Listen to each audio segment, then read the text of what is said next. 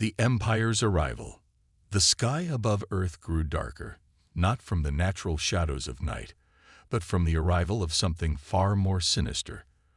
Across the heavens, the Galactic Empire's fleet descended, vast and overwhelming. Hundreds of warships, larger than anything humanity had ever seen, filled the sky. Their engines roared with an ominous hum as they hovered above the planet, blocking out the stars. On the ground, panic spread like wildfire. It had started as a strange blip on radar, an unexplained signal in the vastness of space. But now, as massive ships descended toward Earth, it became clear that this was no ordinary event.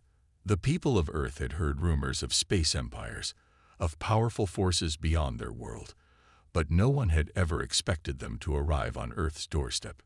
News stations scrambled to explain what was happening, but the truth was that no one knew. Governments called emergency meetings, military forces mobilized, but deep down, they all knew something they had never wanted to admit. Humanity was not prepared for this. They had only just begun exploring their own solar system, and now, an unknown empire had come to claim their world. In the capital cities of the major nations, people gathered in the streets, staring at the sky in awe and fear. Some whispered prayers, while others simply stood frozen, unable to comprehend the scale of what they were witnessing. The Empire's ships were unlike anything the world had ever seen. Sleek, dark vessels that glowed with a cold, metallic light. Their size was unfathomable, casting shadows over entire cities. The world's leaders were locked in intense discussions, trying to figure out how to respond. But no one had any answers. The Empire's ships didn't make contact. They simply loomed, silent and imposing. The fear grew as Earth's military scrambled to mobilize. Fighter jets were dispatched to intercept, but they were like insects buzzing around a giant, unmovable object. The Empire's ships did not even flinch. They continued their descent with calm precision, their massive forms filling the sky. At first, it seemed as though the Empire wasn't interested in immediate violence. Instead, they hovered above Earth's major cities, as though observing, studying. It was as though they were watching humanity with a cold, calculated interest, waiting to see what the humans would do. It was the calm before the storm, and the world held its breath. In the United States, the president addressed the nation from a secure underground bunker. His voice was steady, but the concern was clear in his eyes. "We are facing a threat unlike anything we've ever encountered before," he said. "We will defend our planet with everything we have. This is our home, and we will not allow it to be taken." But the truth was far more grim. Earth's military might, though strong, was no match for the technological superiority of the Empire. The fighter jets that had been scrambled were already being shot down, one by one, as they approached the Empire's ships. Their weapons were nothing against the Empire's shields. Humanity was fighting with outdated technology against an enemy who seemed unstoppable. Across the world, fear began to turn into anger. People wanted to know why they were being attacked. What did the Empire want? Why were they here? But there were no answers. The Empire was silent. There was no communication, no demands, nothing. Just the looming presence of their ships, casting shadows over the Earth. As the hours passed, the situation grew dire. The Empire's fleet began to break into smaller groups, descending toward Earth's major cities. They landed in isolated regions at first, cutting off communication between governments and military leaders. The Empire's ships were surrounded by a force field that made it impossible to approach them.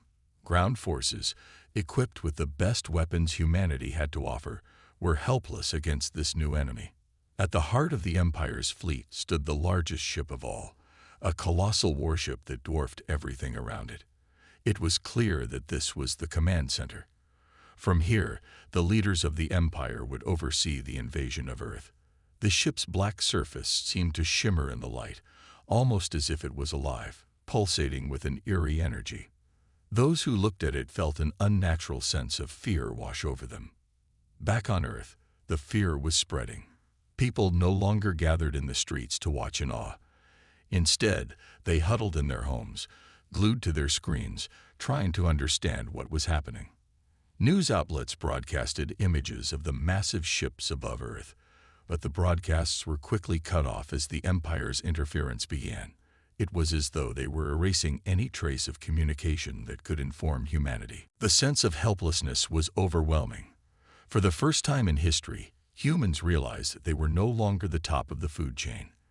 The thought of the Empire conquering Earth was no longer a distant fear, but a terrifying reality. But amid the chaos, a small glimmer of hope appeared. In a hidden underground bunker, deep beneath the surface of Earth, a group of scientists and military leaders began to discuss the impossible. Was there any way to fight back? They had no answers yet, but they knew one thing: the Earth could not stand idly by. They would find a way to resist. As the Empire's ships continued their silent watch over the planet, the first chapter of humanity's greatest battle had just begun. What would happen next? Would Earth submit to the will of this mysterious empire? Or would humanity find a way to turn the tables and fight back? The future was uncertain, and the story of how humanity would face this challenge was just starting to unfold. Humanity's resistance rises. The following days were filled with uncertainty and fear, but something began to shift. Amid the overwhelming darkness of the Empire's arrival, a spark of hope ignited. Earth's leaders, though disheartened, refused to give in to despair, but they knew they were fighting an enemy far superior in both strength and technology. The Empire's fleet had not moved an inch since their arrival, and their silence was as terrifying as their size. Still, humanity had survived countless challenges before, and now, it seemed, it was time to rise. In underground bunkers, in secret military bases, and in the quiet corners of cities, the resistance began to form. But it was not an ordinary resistance. This was not a group of soldiers ready to fight. It was a network of scientists, hackers, military strategists, and civilians who refused to accept that their world was lost. They came together in the shadows, working day and night, to find a way to strike back. At the heart of this growing movement was a man no one had heard of before the invasion, Dr. Elias Grant. He was a former military strategist, now living in seclusion after being forced out of his high-ranking position in Earth's defense forces due to his unorthodox ideas. For years, Dr. Grant had warned the government about the potential threats from outside Earth, but his concerns were dismissed. Now, his warnings had become a painful reality. Dr. Grant's first move was to reach out to his old colleagues, brilliant minds who, like him, had been written off as idealists. He had always believed that humanity's greatest strength was its ability to adapt and think outside the box. Now, in the face of an overwhelming enemy, it was time to prove his theory. The plan was simple, yet risky. Grant believed that the key to defeating the Empire lay not in brute force, but in outsmarting them. The Empire was far too confident in their superiority. They had underestimated the human spirit, the ability to fight for survival when all seemed lost. Dr. Grant's first step was to gather a small group of experts, each with a unique skill, and begin developing strategies that the Empire would never expect. As Dr. Grant worked tirelessly, a team of hackers began infiltrating the Empire's communications. Using outdated but reliable Earth technology, they were able to intercept small signals from the Empire's ships, piecing together their movements and patterns. While the Empire had no intention of negotiating, they were not careful in their communication. They believed that Earth's technology was too primitive to break through their encryption. They were wrong. Meanwhile, Earth's remaining military forces, though limited, began organizing guerrilla resistance groups. These small factions moved quickly, striking at isolated outposts where the Empire's soldiers were stationed. They weren't equipped with the advanced weaponry of the Empire, but they knew the land better than anyone. Using the environment to their advantage, they made small but significant gains, sabotaging supply lines and creating chaos among the Empire's forces. In cities across the world, civilians began to rise. They weren't soldiers, but they were resourceful, From the construction of crude explosives to the hacking of drones to create distractions, the people of Earth did whatever they could to fight back. It wasn't much, but it was something. Every small victory began to chip away at the Empire's confidence. The Empire, meanwhile, grew more frustrated. Their forces were scattered across Earth, unable to achieve a decisive victory. Every time they attempted to crush a resistance group, they were met with a cunning trap, a clever ambush, or a sabotage they couldn't explain. The people of Earth were not giving up. They had been pushed to the edge, but they were fighting back with everything they had. The turning point came when a small team of human scientists, working in secret, managed to reverse engineer a piece of technology from the Empire's ship wreckage. It was nothing more than a small part of their advanced energy shield, but it was enough to give Earth scientists a clue about how the Empire's ships operated. With this knowledge, they began crafting a device that could disable the shields on the Empire's smaller vessels. It was a long shot, but it was the first real chance humanity had to take the fight directly to the Empire. Dr. Grant was the first to see the potential in this new weapon. He was no longer just trying to resist. He was now planning an attack. The resistance was no longer a collection of isolated fighters. It was becoming a unified force. The people of Earth, once helpless and terrified, were now coming together in a way no one had ever imagined. They had turned their fear into determination, their helplessness into action. In the cities, the resistance had become a symbol of hope. The people no longer hid in fear but began organizing. The streets were no longer silent. They were filled with whispers of rebellion and hope. Dr. Grant and his team had become the face of this new movement, and they were ready to take the fight to the Empire in a way that no one had expected.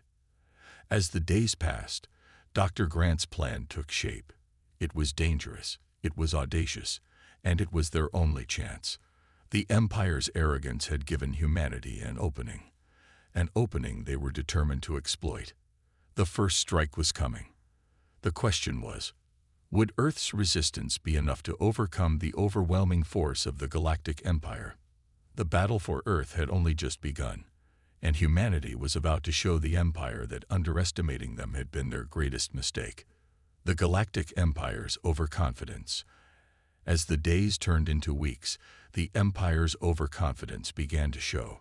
They had expected Earth to fall quickly, like every other world they had conquered before. But instead, they faced a resistance unlike any they had ever encountered. The humans, despite their apparent weakness, were proving to be more resourceful, more resilient, and more capable of surprising the Empire at every turn. The Galactic Empire, with all its might and technological superiority, began to underestimate humanity even more. They believed that their victory was inevitable, and thus they grew careless. Their commanders, accustomed to crushing civilizations without effort, failed to see the danger until it was almost too late. The more the Empire tried to tighten its grip, the more humanity fought back. The resistance was small at first, but now it had grown into something far more dangerous. Earth's military leaders, once in disarray, had found their footing. The once scattered guerrilla forces were now organizing into full-fledged battalions. Their tactics were unconventional and unpredictable, designed to exploit every weakness in the Empire's strategy. They struck when the Empire least expected it. At night, in isolated regions, in the middle of the Empire's supply lines, and every small victory started to stack up. The Empire's fleet, despite its overwhelming size and firepower, was unable to make significant progress on Earth. They couldn't land their full force in any one location without facing an immediate and violent resistance. Every time they thought they had a handle on the situation, something new happened. A key communication tower was destroyed. A high-ranking officer was captured. An entire division was ambushed and left stranded. At first, the Empire dismissed these events as mere inconveniences, but as they started to pile up, the tone began to change. The Empire's commanders, sitting in their high-tech control rooms, watched the chaos unfold with increasing frustration. They had come to Earth expecting a quick victory, but now they were facing a planet determined to protect itself. The turning point came when a group of Earth's resistance fighters managed to infiltrate an Imperial supply convoy. They didn't destroy it in the traditional sense. Instead, they took it over. The Empire had always relied on its logistical superiority. Its fleets were well supplied, and its soldiers were well fed and well armed. But when the convoy was captured, the supplies meant for the Empire's troops became humanity's own. The resistance used the Empire's technology against them.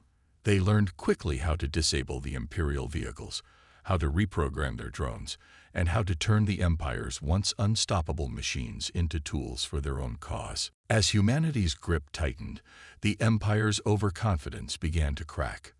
Their soldiers were no longer fighting a war they believed was already won.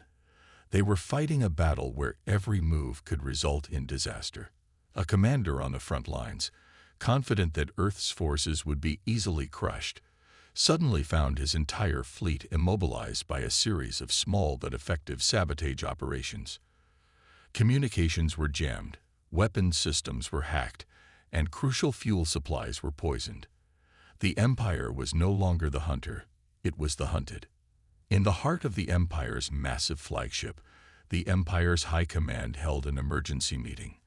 Their faces, usually composed and cold, were now lined with frustration and concern. They had underestimated their enemy, and now they were paying the price. The humans, despite their primitive technology, had managed to outwit them at every turn. The very thing they had believed would be their strength, their overwhelming superiority, was now becoming their greatest weakness.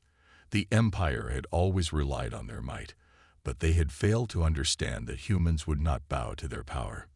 One of the Empire's senior commanders, a veteran of countless conquests, stood at the front of the room, his tone filled with disbelief. This planet, this species, they refuse to break. Every strategy we've used has failed. We can crush their cities, but they keep fighting. They adapt faster than we can strike. How can this be? Another commander, younger and more eager, suggested a more brutal approach. Perhaps we need to wipe them out completely, eradicate their resistance in one final strike. Leave no survivors. But the High Command hesitated. The older commander, more experienced, shook his head. We have seen this before. If we strike too hard, we risk turning them into martyrs. It is not their strength that is their weapon, but their spirit. If we crush their cities, they will only grow more determined. We need to find another way to break them. They were missing the most important truth. Their enemy was not merely a collection of soldiers and weapons. The people of Earth had something the Empire couldn't comprehend: an unyielding will to survive, a refusal to accept defeat. And as the Empire's commanders bickered and planned their next move, the humans continued to grow stronger. The cracks in the Empire's armor widened. A high-ranking officer, tired of the futile strategies, began to question the Empire's entire approach. He had seen firsthand how humanity's resistance was not only surviving but thriving. They weren't afraid to use any means necessary to fight back. And soon, the idea began to spread among the Empire's ranks. The once unified force began to fracture. On Earth, the resistance moved faster, bolder, more focused. Dr. Elias Grant, the mind behind the human resistance, had always said that the Empire's biggest flaw was its arrogance. They thought they could crush Earth with a single strike, that they could break humanity's will with technology and firepower. But Grant knew something they didn't. Earth's true power lay not in their weapons, but in their creativity, their ability to adapt, and above all, their refusal to surrender. And with each passing day, as the Empire's confidence eroded, the humans took another step toward victory. The fight was far from over, but the Empire was no longer the terrifying, invincible force they once appeared to be. The tables were slowly, but surely, beginning to turn. The Galactic Empire's fall. The shift in momentum was subtle at first, almost imperceptible. The Empire's commanders still held firm in their belief that humanity could be easily defeated, that their superior technology and overwhelming forces would win the day. But something was changing on Earth. Humanity's resilience was no longer a vague hope. It was becoming a strategy, a new way of warfare that the Empire had not prepared for. The turning point came when Earth's resistance launched a coordinated strike across multiple fronts, and for the first time, the Empire's fleet faced genuine setbacks. Small, unassuming human ships began to appear in the Empire's radar, seemingly harmless at first, but they were part of a brilliant new strategy, a strategy that used the Empire's own arrogance against them. The human forces had discovered a weakness in the Empire's navigation systems. Their ships, despite their power, were still reliant on a central command system that had one fatal flaw. It was vulnerable to external interference. Using reverse-engineered technology and their growing knowledge of the Empire's ships, the Resistance devised a virus, a simple but effective piece of code that could slip into the Empire's communication network without detection. Once inside, it would disrupt the Empire's coordination, creating chaos among their ranks. The first time the virus was unleashed, it felt like a miracle to Earth's forces. The Empire's once impenetrable communication network began to crumble. Ships that had been part of coordinated strikes suddenly found themselves cut off from their command centers. The result was confusion. Military leaders shouted orders over broken comms, unable to coordinate with their fleets. The once mighty warships, now disconnected, became sitting ducks. In a massive space battle over the Pacific Ocean, Earth's resistance took advantage of this disarray. While the Empire's ships floundered in confusion, human fighters, small, agile, and quick, struck with precision, disabling key warships one after another. It wasn't a full-scale victory, but it was a start. The Empire's fleet had been cracked open, and now the cracks were beginning to spread. On Earth's surface, the Empire's ground forces had been similarly disrupted. A wave of sabotage swept through their outposts, starting with their energy supplies. Earth's resistance, using the same guerrilla tactics that had earned them small victories, now focused on crippling the Empire's critical infrastructure. Weapons depots exploded, supply lines were cut, and their ability to resupply their forces was severely hindered. The Empire had thought they could just overwhelm the planet with numbers, but now they were running out of the very resources they needed to maintain their dominance. But it wasn't just sabotage. Humanity had something else up its sleeve: innovation. With the knowledge they'd gathered from their stolen technology, Earth's scientists had begun to develop new weaponry of their own. They created plasma-based cannons capable of piercing the Empire's seemingly indestructible shields. These weapons, once thought impossible, began to make a real difference. The first time a human ship managed to pierce the Empire's shields with one of these new weapons, it felt like a symbolic victory. It proved that the Empire wasn't invincible. That was a realization that spread like wildfire. Inside the Empire's flagship, the mood had changed. The once calm and calculated commanders now paced nervously, unsure of how to regain control. The Empire's arrogance had led to overconfidence, and now they were scrambling. They had underestimated humanity's ability to innovate, to adapt, and to fight back. Commander Jarek, one of the highest-ranking officers in the Empire, sat in his command chair, his knuckles white from gripping the armrests. His eyes were glued to the screen, where the map of Earth was constantly shifting, marking the locations of human forces. Every time he thought he had control of the situation, another small victory was scored by the humans. It was becoming clear. This was not going to be the easy conquest they had anticipated. Jarek's face twisted in frustration. "How are they doing this?" he muttered to himself. His own fleet was crippled, their technology no longer as advanced as they believed. What was once thought to be unbeatable, their advanced shields, their superior weapons, their strategic advantage, had all been undone by a species they had considered primitive and inferior. In one final desperate attempt to crush humanity, the Empire called upon their ultimate weapon, the planetary bombardment. Their fleet, now dwindling in numbers and strength, was prepared to destroy Earth's major cities from orbit, to wipe out the resistance in one fell swoop. They believed this would break humanity once and for all. But Earth was prepared. The resistance, having anticipated this move, had placed their most powerful weapon in position, a powerful EMP device capable of disabling the Empire's planetary bombardment systems. As the Empire's fleets prepared to launch their final strike, the EMP was triggered. The sky lit up as the device sent a wave of electromagnetic energy across the atmosphere, knocking out the Empire's weapon systems and disabling their fleet. With their final strike rendered useless, the Empire's forces were left stranded in orbit, vulnerable and exposed. The remaining Imperial ships were now easy targets for Earth's fighters. The once impenetrable Empire was now reeling, their fleets scattered and their power shattered. And then, in the dead silence of space, the inevitable happened. One by one, the Empire's flagship and remaining warships were destroyed. The final battle was a blur, fast, furious, and overwhelming.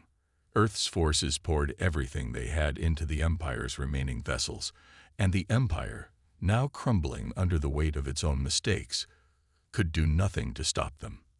As the last of the Imperial ships exploded in the vastness of space, humanity stood victorious. The Empire, once an unchallenged force, had been defeated by the very species they had thought of as insignificant. The Galactic Empire, for all its power, had been brought low by the will of a small, determined planet. But the victory came at a cost. The Earth was scared by the battle. Cities had been destroyed, lives lost, and the planet itself was left in ruins. But the people of Earth stood together, united in their triumph. They had shown the Empire that no force, no matter how mighty, could stand against the will of humanity. The story of their victory would be told for generations to come, a testament to the strength and resilience of the human spirit. The Empire was gone, and Earth, against all odds, had prevailed. Humanity's triumph and the Empire's joke.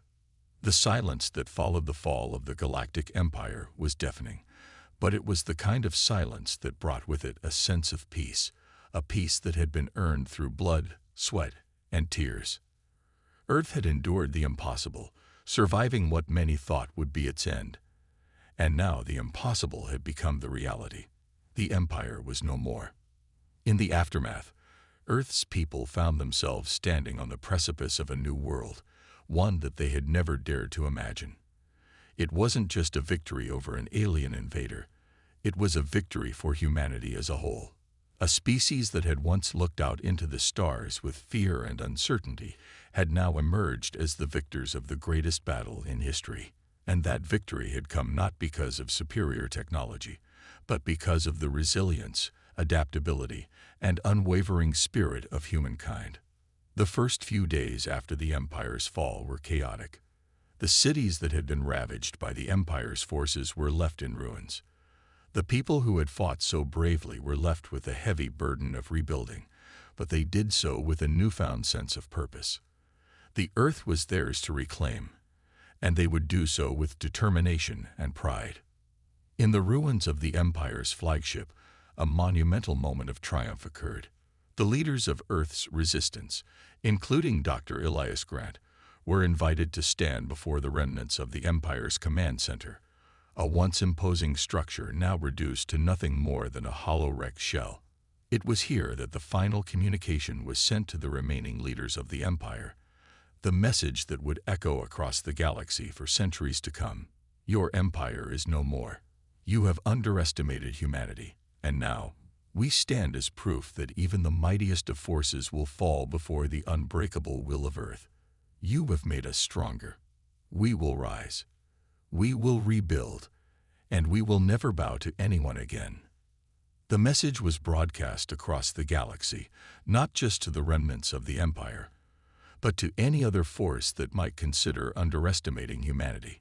It was a statement of defiance and strength, a statement that no matter the enemy, no matter the odds, humanity would always find a way to fight back. As the message spread, The once unshakable confidence of the Empire's surviving forces began to falter. The high-ranking officials who had once believed in their superiority now found themselves grappling with the reality of their defeat. Some attempted to rally their forces for a counterattack, but the damage had been done. The galaxy had witnessed the fall of the Galactic Empire, and the myth of their invincibility was shattered forever. Now their power was a joke. It was no longer feared or respected. It was laughed at. The remnants of the Empire, scattered and weak, became the subject of ridicule across the galaxy. The very idea that such a powerful force had been brought down by a single planet, by a species they had once seen as inferior, became a source of embarrassment for anyone still loyal to the Empire. Once, the name of the Empire had struck fear into the hearts of countless civilizations. Now it was nothing more than a whispered joke, a cautionary tale for those who might dare to follow in their footsteps. The truth was undeniable. Humanity had proven that strength was not just about weapons or technology. It was about the will to fight, to adapt, and to never give up. Earth had been pushed to the brink, but it had never broken. And in that, humanity's true power was revealed. Across the world, people began to rebuild. Earth's cities slowly rose from the ashes, with towering structures of metal and glass standing as symbols of both humanity's resilience and their technological progress. But there was something more than just physical reconstruction happening. Humanity had found a new purpose, a new vision for the future. They weren't just rebuilding their homes. They were building a future where no one could ever again threaten their way of life. Earth's leaders, once fragmented and uncertain, now stood united. The planet was no longer divided by borders or ideologies. The fight against the Empire had forged a global alliance, and now that unity would be the foundation of a new era. Dr. Grant, once seen as an idealist, had become the symbol of humanity's victory. His unconventional strategies, his belief in humanity's ability to outthink and outlast their enemies, had guided Earth to its triumph. He became known not just as a leader, but as the architect of the Earth's rebirth, a man who had seen the impossible and made it possible. But even as Earth celebrated its victory, questions lingered. How had humanity managed to defeat such an overwhelmingly powerful enemy? What had truly given them the strength to overcome the impossible? The answer, in truth, was simple yet profound. It was the spirit of humanity. The belief that no matter how dire the situation, no matter how outmatched they seemed, there was always a way to fight back. That belief was what had carried humanity through. And as Earth's new leaders began to chart a course for the future, they kept one thing in mind. The lessons learned from this war would never be forgotten. Humanity had faced the greatest challenge it had ever known and emerged victorious. They had proven, once and for all, that no force in the galaxy, no matter how powerful, could stand against the will of Earth. In the years to come, the story of humanity's triumph over the Galactic Empire would be told across the stars, a legend passed down from one generation to the next. It would be remembered not as a story of technological superiority or military might, but as a story of the unbreakable strength of the human spirit. And in the end, that was what made humanity truly unbeatable. The Empire had fallen. Humanity had risen. And as Earth looked toward the stars, they knew one thing for certain. They were no longer just a small planet in the vastness of space. They were a force to be reckoned with, one that would never again be underestimated.